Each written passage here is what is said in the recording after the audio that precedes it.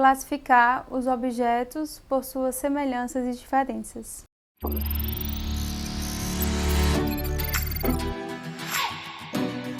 Olá!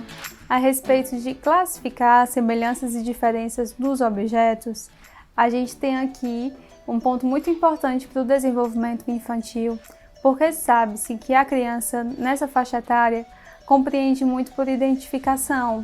Ela já trata de alguns objetos por semelhanças, ela emparelha algumas características, mas só é possível ela conseguir compreender, ter noção desse conhecimento e colocar esse conhecimento em prática, associando quando ela conhece do básico. Então, nesse momento é muito importante que ela consiga colocar em alguns grupos objetos que tenham características de identificação, para que assim ela possa expandir o universo do que ela compreende. É uma função muito simbólica que vai se destacar principalmente pelo meio social, porque é importante que o convívio social da criança nomeie para ela essas questões, já que tudo é muito novidade, e que também explorem, ajudem ela a sair daquelas mesmices, não é? Então a criança pode conhecer os objetos ali do quarto dela, mas não só eles.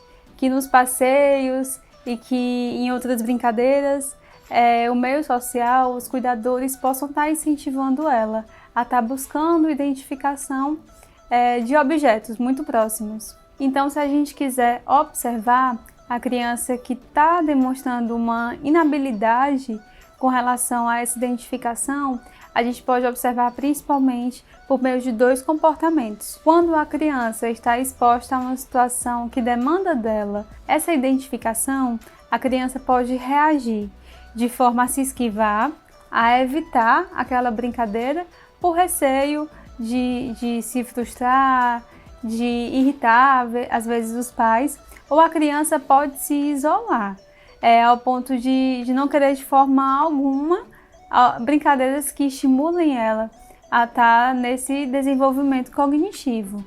Mas é muito importante compreender que, para além da matemática, essas identificações vão estar inseridas também nesse contexto de diálogo, de conversa, de aproximação. Então a gente vai fazer mais ou menos assim, para conseguir estimular a criança a sair de uma crença limitante. É ideal que os cuidadores, que os pais, que os responsáveis identifiquem qual é a forma da criança de aprender. Há crianças que conseguem gostar mais dessa parte de humanas. Então a gente pode buscar, dentre os objetos que ela tem mais identificação, quais são aqueles que se agrupam por semelhança e aqueles que são semelhantes em outra forma, para que a gente possa pensar ali as diferenças e apresentar à criança. Se a criança segue uma estimulação maior com funções matemáticas, é importante que a gente busque em números, jogo de 7 erros, por exemplo. É um jogo excelente para colocar a criança diante de uma exposição que ela, em um outro momento de avaliação, iria se esquivar, mas em um meio lúdico ela pode se estimular a enfrentar aquele medo. E aí, só lembrando, sempre que ela acertar, isso deve ser festejado, porque assim a criança vai estar se encorajando a perseverar enfrentando seus desafios. Para aprofundar esse assunto, clica aqui na nossa plataforma, pois lá há um plano de ação individual que foi bolado e pensado para o seu filho, com foco em desenvolver essa habilidade.